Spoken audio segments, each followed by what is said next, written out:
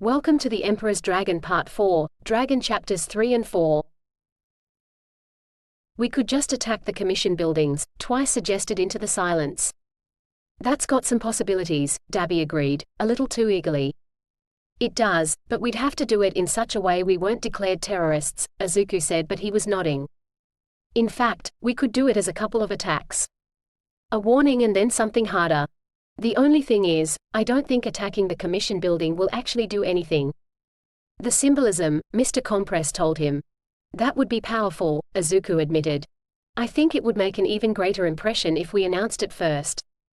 If the heroes can't protect what is essentially their central headquarters, then how can they protect anyone else?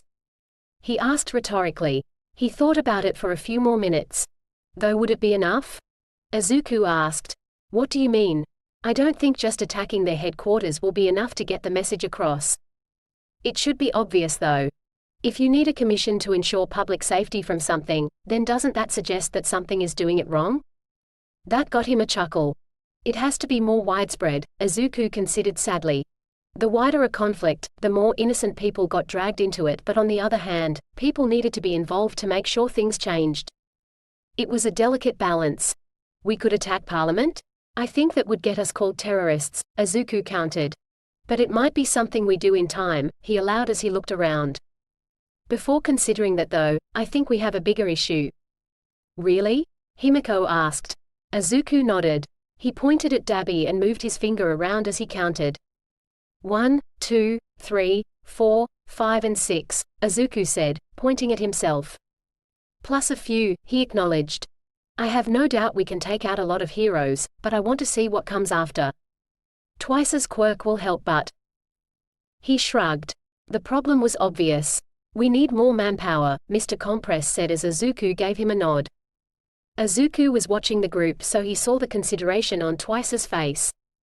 I may be able to help with that, the man indicated. Not with my quirk, he clarified. Izuku gestured that he should continue, before handing the last of his snacks to Himiko when she looked at them. He gave her a smile. Just having her here was helping. How much do you know about the Yakuza? Twice asked. Didn't they die out in the pre-quirk era? Whisper asked. Mostly, Twice said. But they are still around. So? They can't be doing anything or the heroes would have got them, Dabi muttered. Probably not, Mr. Compress agreed. But they are people who would most likely want to see heroes gone, he added. Do you know any of them? Twice nodded. It's definitely worth meeting them, Izuku decided. Can you get in touch with them and organize a meeting? He asked. Again the blonde nodded. Thank you, Izuku said. There's one other thing I would like you all to think about. He added, looking around. What is it, Izu? You all have versatile quirks and you know how to use them to best effect, but if we are going to take on the Hero Public Safety Commission and all the top heroes, then we are going to need to be flexible with the way we use them. And, there are weaknesses with every quirk. Not yours. Dabi said. Mine has weaknesses, Izuku countered. It takes energy to use a quirk, he explained. And everyone can train themselves to use their quirk so that it seems as if they don't get tired but they are still using energy. If I use multiple quirks then I'm using the energy equivalent to that. And I don't have any energy stockpile quirks, so I get tired quickly. It was perhaps a mistake to tell them his weakness, but being vulnerable was a part of how you build trust. What are you saying? Twice demanded. I want you to think of ways to counter your weaknesses, Izuku told him. With a quirk? Dabi asked. With a quirk, Izuku confirmed, but silently he was also advocating for support equipment. It would be a test to see if they'd think of that. Quirks weren't everything in this world. He'd learned that well. If we can find a single quirk which would counter your weaknesses, then if you are willing, I am willing to have you acquire that quirk, he told them. That won't help us, Whisper objected. Taking a quirk from someone will make them hate us, she explained. They can be copied, without the original owner knowing, Izuku explained, but the act of talking about this reminded him of something Dr. Garaki had said. His father had collected quirks for him to use. But the doctor had never given them to him. Izuku had no doubt those quirks would help him, and if he was to go forward with any plan, then he'd need those quirks. Oh. There was some surprise. Think about it, Izuku advised them. It's not compulsory, but it could be an option. Dabi looked thoughtful. It is something to think about, he agreed. That's all I can ask, Izuku said as he got up. While it's early, my sleep has been mucked up, so I am going to take advantage of the quiet and sleep. He told them all. There were various nods and some agreement. They hadn't been sleeping well in the warehouse, and the opportunity to sleep in private was going to be appreciated tonight. Toru Hakagiwa had been so happy to get into UA. She'd worked her behind off in the last year of middle school studying and making sure she could pass the entrance exam. She'd prepared as best as she could for the physical part of the exam, and somehow she'd passed and gotten into Class 1A. For about 4 hours. It had taken her that long to be expelled. That had hurt. She'd done her best on the physical tests, and she'd known she had to get stronger, but wasn't that what she was at UA for? She'd tried to have some camaraderie with Mineta, who had been expelled with her, but the bastard had told her he wasn't interested, 'cause he couldn't see her tits. It was the smallest consolation that she'd done better than that prick. But she had still been expelled, and being expelled from UA pretty much meant no other hero school would take you. Her parents had managed to get her into high school as a late entry, but it was hard. It was so hard going. Everyone wanted to know what had happened. She'd tried to explain that her teacher had expected something she couldn't provide, but everyone listened and said the right things, that he'd done it before. That Aizawa was known for that. And that she wouldn't be the last, but she knew about the way people said things without actually saying them. And since no one knew exactly where she was looking, she saw the looks people gave her when, well, with her quirk, they couldn't know she wasn't looking, but when they thought she shouldn't be able to see them. The ones of contempt were easy to understand. The pitying ones were the worst. But that was going to change. While she had been expelled, she'd followed what the class had been doing. There had been so many things to follow, and she'd been so scared for them at times. Now though, she clicked to YouTube again and pulled up the video. It was of Daiki Yaoyazaru's interview. She'd already watched it multiple times, and it wasn't like he said anything directly applicable to her, but it was the impression. He was willing to work with Maite Chui to see to it that the teen wasn't prosecuted as a villain, so long as he gave the quirks back. No one had heard so much as a peep from Maite in the weeks following that interview. Which meant there was an opportunity. Toru had no idea where Maite was, but she thought she might be able to find out. She couldn't turn her quirk off, so no one complained she was using it. But it meant she could use it to find out where Maite was, and no one could accuse her of abusing her quirk. Taking advantage of it, yes, but illegal use, no. That wasn't really the point. The point was that no one knew where he was, but she could look. It was not going to be an easy task, but what else was she going to do? She went to school and did her homework, but that hardly took up all her time. If she found Maite, or something that could lead to him, then Toru licked her lips. She could ask for a reward, and while she'd like to ask to be re-enrolled in UA, she knew Aizawa would just expel her again, so instead, she'd ask for an enrollment in another hero school. She was going to be a hero. It was just going to take some negotiation and dedication on her part. Nothing worthwhile was easy, but she'd show Aizawa she was the perfect material for an underground hero when she found Maite, and by then it would be too late. Her reputation would go to another school. But where to look first? Daiki had said it. Maite had a tie to the villain All Might had fought, and that had been in a warehouse district. There were also rumors going around that the various monsters that had been appearing were artificially created. She didn't know much about that, but Toru figured you'd want space for that, so it made sense that the villain was in the warehouse district. And it was far better for her to search warehouses than bars. There were too many shady bars for her to realistically check, but warehouses, those she could check.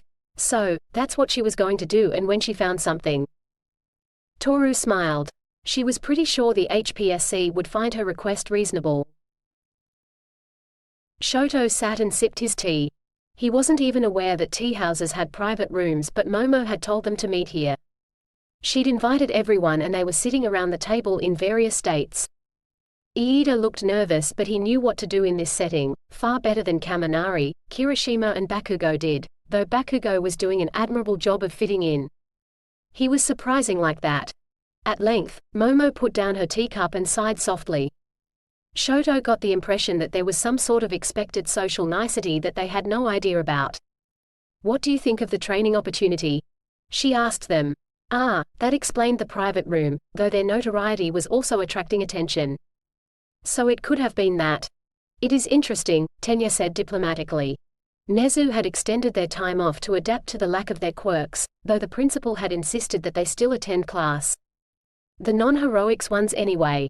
They couldn't fall too far behind. Then the principal had come to tell them that they could be included in some sort of inter-school training event. Except it wasn't an event, it was more like they were creating a special, dedicated course for up-and-coming heroes. The principal hadn't told them much. He didn't need to. They could think for themselves. It was obvious that the course was going to prepare them to fight Izuku Midoriya. I'm going for it, Bakugo growled. I'm gonna beat the shit out of that villain, he assured them. No one bothered to point out that his arm was still in plaster, and some other, very minor villains had beaten him up.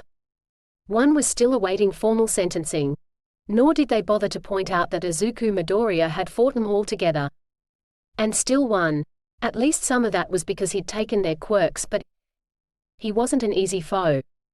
Shouto looked at Kaminari and Kirishima, making it clear that he wouldn't object if they answered first.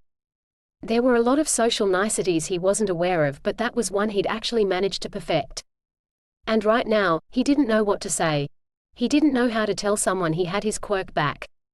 He knew what it would look like. There was no way to escape the fact that it would look like he was now in league with Izuku Midoriya. This group might not immediately think that. Bakugo would probably want to know how it had happened, and then demand to know why he hadn't beaten up Izuku. The others. It was going to come out. Shouto knew that. He couldn't keep it a secret forever, but how did he tell people that he had his quirk back because someone else had paid the price? Who would believe that? He could also say it was because Izuku just decided to give it back, but that was even more unbelievable. I'm not sure, Kirishima admitted, sounding reluctant. It's a good opportunity, but he swallowed and looked at Kaminari. We're not sure how we can help with that, given what has happened. Because we're quirkless, Kirishima elaborated. I'm not going to be quirkless forever. Bakugo growled. Shouto got the impression he wanted to shout but knew better. I will be trying, Tenya said. I have to, he added. Your family? The tall teen nodded. To uphold the family tradition. I will go into heroics, Tenya told them. I may not be able to be a really well-ranked hero, but, with the right support equipment, I can be a hero. I'm gonna be the best, you wanna be elite. Bakugo growled. Tenya ignored him. That's why I'm going to help on this activity, he said, referring to the event Nezu had told them of. If I can help bring in Izuku Midoriya then. He sighed but didn't finish. Shouto knew what he was going to say.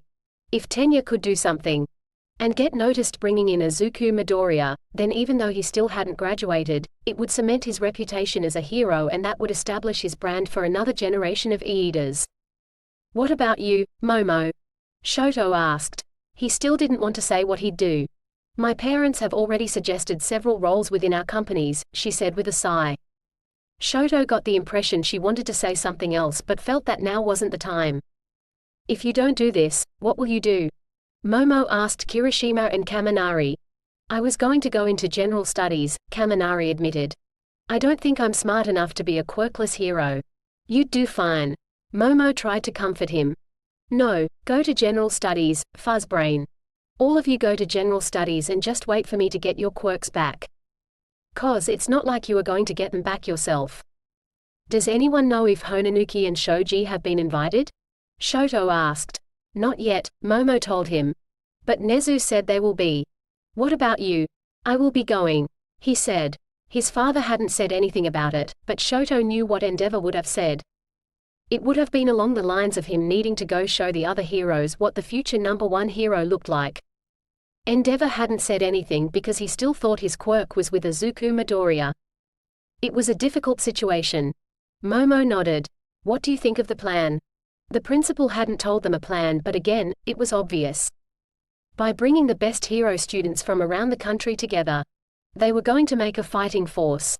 I just need my arm healed and I'll kill him. Shouto had known Momo for a while and so knew her expressions. She wasn't going to invite Bakugo next time, not if he was going to be unrealistic. I believe it is a good opportunity to develop contacts and bonds to use in professional life, Iida said. And it will be a way of. He sighed. There may be an opportunity to get our quirks back, he added. At that, Kaminari and Kirishima looked up. As if they hadn't thought about that. That's true, Kirishima murmured. If the group encountered Izuku, and brought him in then, that could be a possibility. Shouto didn't think it was going to be that easy, but it was not for him to say. Yeah, that's true, Kirishima said louder and gave them a smile. I think I'll go with it then, he said. Me too, Kaminari said, with a note of hope in his voice. He still wasn't sure, but he'd be willing to try. Momo smiled. I'm glad to hear it, she said. It will be difficult, but I think we can make a difference, she added. Shouto swallowed. Just so long as the difference they made wasn't as an object lesson to the others, then it would be okay.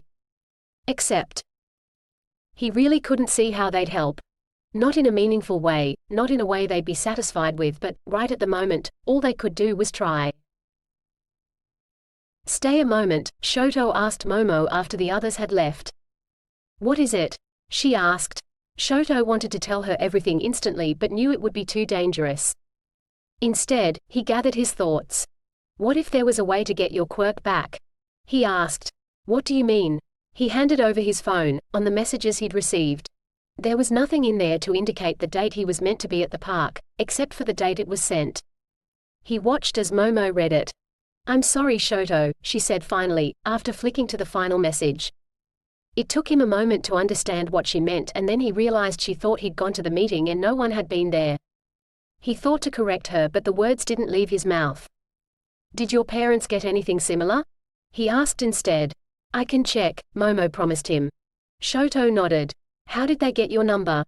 Momo asked. No idea, he told her. There must have been something in the way he said it, because Momo gave him a sharp look. Shouto, that's just a scammer, isn't it? You didn't go? She asked worriedly. This wasn't going how he thought it might. He could lie, but I did, he admitted. And? Momo pressed. He fixed his eyes on her and raised his hands before letting a tiny flame dance on his left hand while forming an ice block on his right. Momo's eyes widened and she stared. Shouto watched as her gaze flicked between his hands, as if confirming that she really was seeing his quirk in use. How? What happened? Why didn't you tell anyone? Momo demanded. He let his quirk fade. I thought it was a scam, Shouto told her. He was surprised when her eyes suddenly became sad. Shouto, Momo whispered. What did you promise him? She asked, almost too gently. Nothing, he said immediately. I thought it was a scam, and they'd just demand money, or information or something. And then when whoever it was said they'd already convinced Dragon. Shouto shook his head as the words tumbled out of him. Wait, who's Dragon? Momo asked with a frown. It says him there, but it didn't matter what name was there if the text had been a scam. The fact that he had his quirk back made the name important. While Momo's parents were rich, he sometimes forgot that they weren't heroes. There was information they just didn't know. My dad's been talking about someone in the underworld for a while. Some guy named Dragon. Except no one knew who it was. Your friend, Uraraka. What does Dragon have to do with her? She apparently has a pendant or something that was supposedly given to her by Dragon. During the camp, one of the villains recognized it, and left Uraraka alone. What? Momo demanded. That's what I got told, Shouto defended. Why weren't we told? Momo bit her lip. Does Ochako know her pendant came from a villain? She worried. I don't know, he replied. He really didn't know any of that detail. It's just, Dad said they figured out who Dragon was recently. No. Momo was quick on the uptake. All the hero students were. So Maite is the traitor? I don't know, Shouto shook his head. He was there though, with someone else. I don't know who. And he gave back my quirk. Momo took a deep breath and then looked at him. You have to tell someone. I know. But he shook his head. I didn't tell anyone at the time, because I was positive it was a scam. And then he just walks up and grabs my hand and it's back, Shouto said. You have to tell someone. They can get information from it. Momo insisted. I asked about other quirks, he said softly. That silenced Momo. She looked at him and he knew what she was thinking. She wanted to know what he'd said. He said he'd give him back if someone paid the price. What price? Momo whispered, as if she didn't want to know, but Shouto knew she had to know. Loyalty, he said simply. Shouto? Momo questioned him again. I swear, I didn't, he promised her. I don't know who did. But everyone will believe you did. He nodded. That's why I don't know how to tell people. Momo sighed. They can test what you were thinking, she said, waving one hand. Test? There are people with lie detector quirks, she told him. The police like them, she added. Oh, he felt stupid for not thinking about that possibility. He could prove that he hadn't done anything and then. I'll talk to Aizawa, he assured her as he got up. I'll talk to my parents, Momo said. No one is willing to be loyal to him, but maybe there is something that can be done to change his mind. The suggestion was hopeful. Shouto wasn't sure. He hoped they could capture Izuku and get back the other quirks, but he already knew it wasn't going to be that simple. Aizawa looked at the scores and pursed his lips. At least the physical ability of the want-to-be hero they'd foisted upon him was no worse than those in his class. That was something. He wasn't one of those people who thought his quirk would get him everywhere. Aizawa looked at the boy through heavily lidded eyes. The kid was waiting for his assessment. He was silent and appeared to be patient. That was another point in his favor, but the kid would need a lot of points to ever get out of the red. Shouto understood why he was ordered to do this, but no one said he had to like it. The kid was Izuku Midoriya's friend and he had no idea what the commission was thinking. No, he did know because he couldn't say he hadn't seen this before. This was a new play for them, but it was so predictable that he knew exactly where it was going. What he really didn't understand was why the commission didn't just question the kid and leave it at that. They were questioning the kid, tomorrow, but they were still making him go through with training him. All right, we will have to work on your physical abilities, Shouto huffed and was inwardly pleased to see the kid nod. Now, I don't have time to find out how your quirk works through observation, so tell me, he instructed. It would be a good test to see if the kid could be succinct in his description. He'd watched him at the sports festival, but the teen hadn't had a lot of chances to show off his quirk. Aizawa was glad when the teen paused for a second, and he could see him rewriting what he had been about to say. That was good. He didn't need the sensationalist spiel that most quirks had. He wanted the realistic, fact-based one. It's a conditionally activated quirk, the teen told him. If you fulfill certain conditions, I can control your body, he explained the consequences. At that, Shouto suddenly had a much better idea why the commission was doing this. What are the conditions? You have to reply to something I said, the teen told him, looking down, though he quickly looked up. That gesture was telling. The teen had been bullied about his quirk but had gotten support. Aizawa had a horrible feeling that he knew who had provided the support. Then he realized something. Neimuri had called the battle against Todoroki too early. If she'd let it continue, then Todoroki would have said something to the teen and would have walked out of the ring like Ojiro had. Well, it was possible when the ice melted the teen would have been unable to continue, or that he would have slid out of the ring making it a double elimination, but it was also possible he could have gotten out of the ice and been functional for the next round. No doubt Izuku Midoriya had pointed all of that out to his friend. The fact that the teen was still here was a good start. Anything else? Aizawa asked, pushing aside thoughts of the sports festival. He could see the way the teen was thinking. To most, it would seem as if his face was blank. To him, it was clear. They were going to have to work on his ability to lie. Just spit it out, he ordered. I can leave subliminal orders, the teen said quickly. Fuck. You are absolutely sure about that? The teen swallowed and then nodded. He at least knew how dangerous his ability was.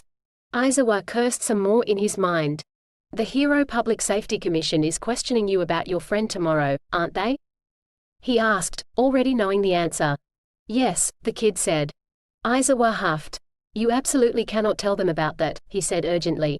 The teen looked at him and then huffed. So he was right. Who was? Shouto asked before he realized there was only one person it could be. Thankfully the teen realized he had worked it out and didn't bother to say anything. It's difficult to explain, he said slowly. Your friend isn't stupid. He's foolish for being a villain, but he's not stupid. However, I do not believe the Hero Public Safety Commission would be a danger to you. Then what do you mean? Your friend probably told you that the commission would want to control you, and they'd do whatever it took to ensure they could control you? Aizawa made it a question. The teen nodded. It's not impossible, he had to admit, but I don't think it would happen, he reassured the kid with a sigh. The commission, though, is made up of powerful people. People who are convinced they are right. People who... He sighed again. People who will use any tool to maintain their power. The teen finished for him. Yes, Shouto agreed. That's why I don't believe it would be the commission but someone either associated with them or... He shrugged. There were a lot of possibilities. The kid nodded his understanding and Shouto actually believed he got it. They aren't meant to be asking about my quirk, he said. Just your friend, Aizawa replied somewhat sarcastically. Just Izuku. All right, he said softly. Do not volunteer any further information. Answer their questions honestly, but don't give them more than they ask for, he advised. The kid looked at him sharply before he nodded. I know you don't really want an apprentice, but... He paused, and Shouto could tell he was trying to think of what to say. Thank you. The kid settled on those words. We have a lot of work to do before you can even consider entering a heroics class. He dismissed the thanks. And there is a fair chance you will have to fight your friend. The teen looked down. Yeah, I know, he said softly. Shouto understood but had no idea what it would feel like. He'd never had a friend turn villain. Dead but not a villain. He felt like he should say something but the usual words, that even if it was difficult to take him in, that it was for his own good. Were hollow and it wasn't something the teen would want to hear now. Aizawa was surprised when the kid sighed. He made his choice, he murmured. I just wish he'd picked another way, the teen continued. For what? The teen stared at him, meeting his eyes squarely. There are things that the hero industry can do better, he said, but while the statement was one a teenager would make, the tone of his voice showed there was thought behind the statement. But this is not the way to make the world decide that. He added. You thought about it? We did, the kid admitted. And what did you want? Shouto asked. Maybe it was just teenagers discussing things, but it could give him insights into Izuku and what he would do to gain what he wanted. The teen thought about it for a moment. More accurate reporting on hero activities. What do you mean? At the moment, every fatality and injury gets blamed on the villain. That's not possible, he explained. Aizawa nodded. It wasn't quite the truth, but it probably appeared that way. If it really was that way, then heroes wouldn't need insurance. A lot of the deaths and injuries are down to the villain, he said. And property damage is usually paid for by the hero's insurance, he pointed out. I know, the kid said reasonably, but the reports make it seem like everything is the villain's fault, which just puts heroes on a pedestal they can't possibly sustain. That was a better argument. Look, he's not against all heroes, the teen told him. Shouto was surprised. The statement told him that the kid was aware he was fishing for information. He actually thinks underground heroes are pretty good, but... He shook his head. I don't know anymore. I thought I did. He didn't say anything more. Aizawa wasn't sure what to say. The kid would have to work it out for himself. Well, that's for tomorrow, he indicated. For now, give me 5 laps. If you are going to be a hero, then you are going to need to be fit. After that, we'll discuss support items. 5 laps of what? The kid asked. For a moment Shouto was tempted to say UA, but the kid would collapse. They'd have to work their way up to that. The training grounds, he said instead. The teen gave him a nod and heaved a sigh before he started, not running but trotting. They'd work on that. Aizawa watched him go. He still didn't want to do this but... Maybe it wouldn't be that bad. The kid, at least, seemed to be realistic and he could work with that. Tartarus was an island. It was also one of the best defended places in the world and its very design created walls, both physical and mental, to keep the prisoners it contained in. But what a lot of people forgot about Tartarus was that it was self-sufficient. It could lock itself away from the world for a minimum of 5 years without issue. Longer probably, but that had been considered enough. As such, as well as guards, there were other professionals working at Tartarus. Yoshisato was one. In another setting, he'd be a research and development specialist. At Tartarus, his job was to catalog and register the prisoners' personal belongings, and then put them in storage. If there was something useful in those belongings, then he registered that as well, and then the various groups in charge of Tartarus decided what to do with it. Usually, the HPSC took the lead but not always. Since Tartarus prisoners didn't get released, his secondary job was maintaining the generators. These were not just stock standard diesel generators. They were a variety of clean energy sources and required some maintenance. Everyone in Tartarus was multi-skilled. He'd been skimping that maintenance for the last few weeks to examine the latest prisoner's gear. The mask the man had been brought in with was a thing of wonder, and Yoshisato could see it providing much-needed mobility to some people who desperately wanted it. The mask was laid out on the table before him. The protective armor plates were stacked in one corner and the other bits were displayed with almost anatomical precision. You had to do it that way if you wanted to be able to rebuild. On a screen behind the parts were the scanned diagrams of how everything went together. He could see several independent systems had been integrated into the helmet, and Yoshisato could see the ways they'd be useful to others. Probably not to heroes, or at least not active heroes, but some retired heroes would no doubt benefit from some of the systems. Millions of people could benefit from them. Diabetics could simply load up the drugs, and let the system monitor them and administer insulin as needed. Those who were otherwise healthy but required extra respiratory assistance could use the breathing apparatus. It was far more compact and powerful than what was on the market. So now all he had to do was register the individual parts, and then the various agencies who contributed to the upkeep of Tartarus could negotiate to use the plans in various projects and for profit. It wasn't their primary source of funding, but it added a nice little extra. He entered the first section into the patents database. It was part of the respirator unit. The system beeped at him. He frowned. It wasn't the beep of acceptance but the deeper tone indicating an issue. Yoshisato looked at the screen. What the? The system was telling him the design was registered already. No, no, no, no, no. That wasn't possible. It had come off a villain. If anyone had a system like this, they would be revolutionizing the support industry. Not. He scanned it again, and again the system gave him the warning. Yoshisato clicked for more information and frowned. According to the patents database, the system was registered to a company called MHA Enterprises. He'd never heard of them. But he couldn't say that they didn't exist. The company details were filled out correctly, including their business registration number. He sighed. It was probably a shell company for the villain. But, sorting that out so he could register the respirator and other systems for official use was going to take some time. He was going to have to get legal involved. Tartarus' legal team was mostly involved with their special workplace arrangements and sometimes with prosecuting infringement notices on idiots who came too close, but they knew what they were doing. And they'd probably tell the HPSC and then. Yoshisato groaned. Why did villains complicate things so much? End. The Emperor's Dragon Part 4, Dragon, Chapters 3 and 4. Thank you for listening. Please like and subscribe. Join me for the next chapters. Or check out my other works.